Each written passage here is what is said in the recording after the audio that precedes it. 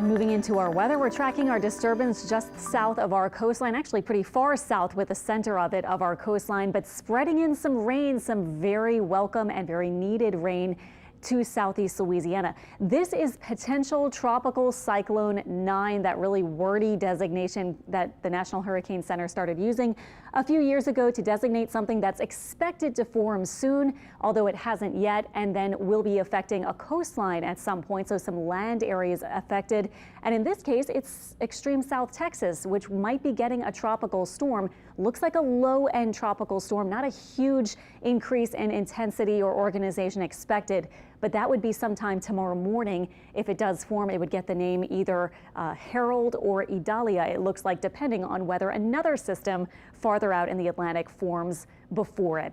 Looking at our live radar, here is what we are seeing as an effect, the welcome rain, and we do have showers continuing, passing over New Orleans. Then we get a break, and now we're getting more, so this is really nice to see for spots that have been so dry. Of course, we're continuing with our drought conditions, but this is helping at least a little bit. Farther south, it is spotty, it's scattered, it's not a whole lot of rain, and farther north, we're really not seeing very much at all. So it looks like mainly south of Lake Pontchartrain, although a stray shower might reach farther north.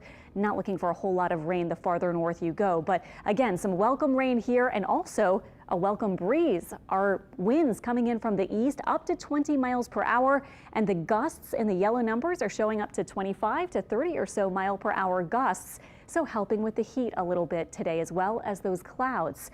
Minimal local impacts. We've been saying this for a few days now, just some passing rain. That east breeze continuing today and easing tomorrow, and then the extreme heat returns Tuesday and beyond. Looking quickly at those hurricane season names, we've made it through Gert. Next would be Harold, Idalia, and then Jose and Katia. So far this season, just with what we have now, we've had 7 named storms. 1 hurricane. The average is 5 and 1, so just a little above average actually when you factor in what we've seen form in the past few days. And last year at this time we had 3. I also checked today on the accumulated cyclone energy. Remember, that takes into account number of storms, but also how long they last and how strong they get. And that's about average for this point in the year actually. So that's an update on the hurricane season so far.